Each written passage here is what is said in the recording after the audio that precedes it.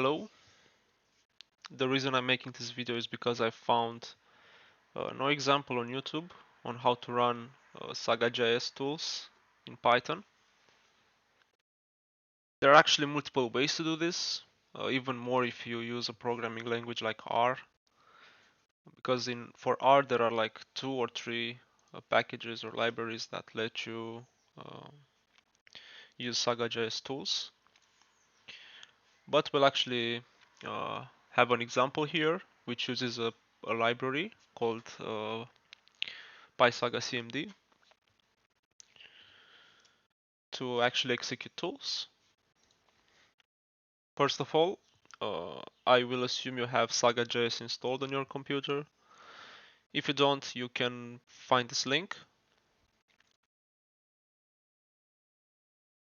And yeah, you just download the latest version, 9.3, for example, and you either download the executable or the zip, and you just unzip it somewhere on your computer.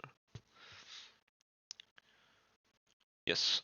So yeah, I found this post online about the Saga API thing that they have for Python. Because at some point I wanted to actually run Python tools in Saga and I found no way to do it with Python 3. And it's actually true because Saga API is not available for Python 3.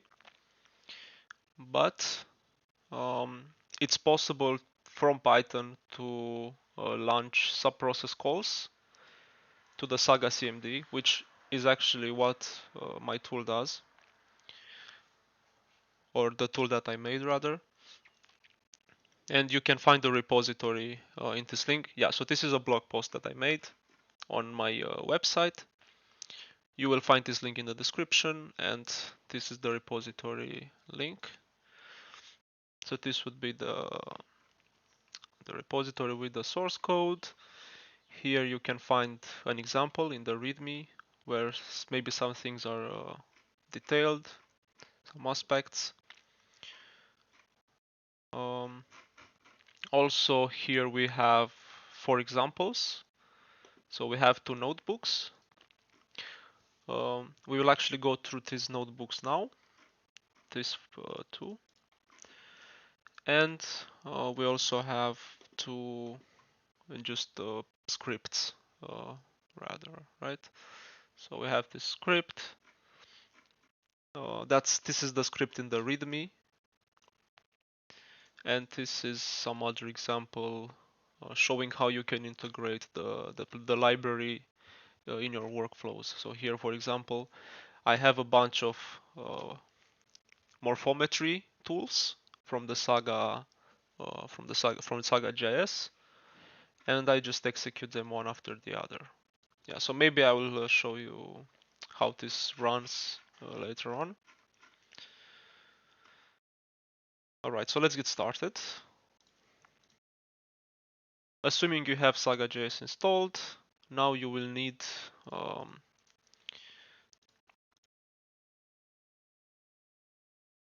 maybe an environment, or like a Conda environment or a Mamba environment or a virtual environment, whatever you're comfortable with using.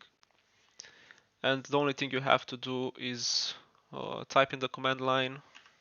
Oh, also, first of all, you need to check the Python version. Yeah, so you need to have a Python version greater than 3.9. At least this version, I tested this library with Python versions from 3.9 and above. So yeah, I recommend you have Python 3.9. And now you just type pip install py-saga-cmd. That's how you install it. What we will see first is that the tool actually has no dependencies by default. There are extra dependencies, which I'll show you later, but to use the package in its basic form, you don't need any other libraries. So it's just pure Python and built-ins. Enough with the details. I'll just open a Jupyter notebook now. or a Jupyter Lab thing rather. And here we have some small intro. Like I said, the tool uses command line to actually run Saga GIS tools. And for the tool to work, you need to know the location of the Saga CMD file, right? So it would be this file here. It's called saga-cmd.exe, right? You need to know the location of this file. Okay, so first of all, let's just import the package. We will import this. This is the main object that you need to import when you use the package. And this function provides a sample raster which we can use for testing purposes now. Right, so import, and instead of Saga CMD here, you just provide the path to the Saga CMD file. Since I'm on Linux, Saga CMD is already in path. So if I type Saga CMD, I already have access to the tools and stuff. But you'll probably, if you're on Windows, need to provide the exact path to that file. If you don't provide it, it's fine. The package will try to find its location and it will look in these folders. But it's better to just provide the path. Yeah, and we also see that the tool found the version of the Saga GIS app that you are running. Yeah, so we see when we don't provide the path, when we instantiate the Saga object, it says that it looks to find it and that it found it here in my case. Okay.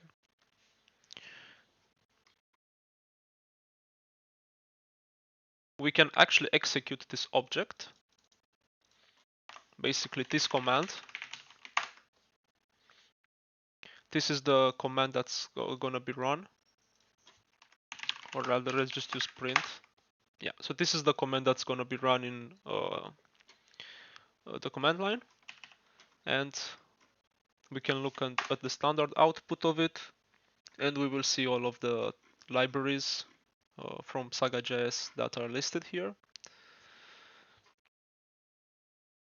Like 82 when I'm recording this. Okay, so let's say we want to choose a tool. We will use the trueDiv operator. So this is the operator that we use to access tools. So what do we say? We say Saga, which is the object that we created above. trueDiv operator and the name of the library. So in this example, I use statistics grid, which is somewhere here. Yeah, here. See, and we just run this. And now we have the library object. And let's say we want to execute the command. The command would be this one. Saga CMD statistics grid. If we run this command and we look at the standard output, we will see the tools that are available in that library. And in the same manner, with the trueDiv operator, we can choose any of these tools. We can also use tool indices, which are these values basically, instead of the tool names, but both work. So if we run this, we will see our tool object has been instantiated successfully. And now we need to look at the tool parameters basically to see which parameters we have to pass in to run this tool. Yeah, so here we see actually the parameters that are needed. By the way, all of this information with the parameters and stuff is also available on the Saga GIS official website, where they document every tool and they actually have this exact same information there. Yeah, so for this particular tool, what we're gonna compute, the histogram basically of a grid, and we need to pass in some parameters here, some of which are optional. For example, where you see default, these parameters are rather optional, and you don't have to necessarily provide them. Yeah, so here I think I only use 3 parameters. One of which is optional. So beans is optional. By default, it was 64. Yeah, so how do we actually execute tools? Well, first of all, I get a sample raster. So with the get sample DEM function that we imported, I will show you this actually returns a raster object. And you see the path to the grid. And yeah, to execute, we type in the tool, the execute method, and then we just pass in keyword arguments with the parameters. So it's the grid, which is this one. Here you can pass in a path. For example, if you have some raster file on your computer, which is in, I don't know, C, in whatever folder, or like desktop, you just pass in the path to that file here. Basically, it has to be uh, an object that can be converted to a string. So in this case, if we actually convert this to a string and we print it, it will give us the path. So this is what the tool does basically. It converts every single input that you have to a string. I think it's even shown. Let's see if I can click Shift Tab. It doesn't work for some reason. Oh well, it's fine. I forgot shortcuts for the for Jupyter Lab. It's fine. Yeah, I forgot the shortcuts. It's fine. Anyway, if you run the tool, you will have an output object. Let's actually look at the output object a little bit. It's a tool output, which has a couple of important properties. So you have files. This actually shows the files that the tool output has. In this case, it's the raster that we passed in, and also the output histogram. If you use temp instead of a path, this will be converted to a temporary path, like in this case. Here I could have also just provided a path to my desktop or anywhere else on my computer. Yeah. And let's actually look inside this file that we just created. Yeah, and also you have standard output for this tool, for this output object, and some other. You actually have to type print instead of just yeah. So this is actually what the tool printed out when it was running. And let's read the contents of this file now. Yeah, so I use the CSV built-in library, and I just yeah, these are the contents of the file that I just created in the temp folder. Now let's actually look at another example where we actually create another raster file. We will create a hillshade. I'm not sure if you're familiar with hillshade. You don't have to be. You will see the result and it will make sense. So I actually access the lightning library and the analytical hillshading tool. Here rather I should have just said hillshade instead. And if I execute this tool with these parameters, which is the elevation, the method that I want to use to generate the hillshade, the output of the shade, we see that we create a temporary file. We don't want to save it on our computer.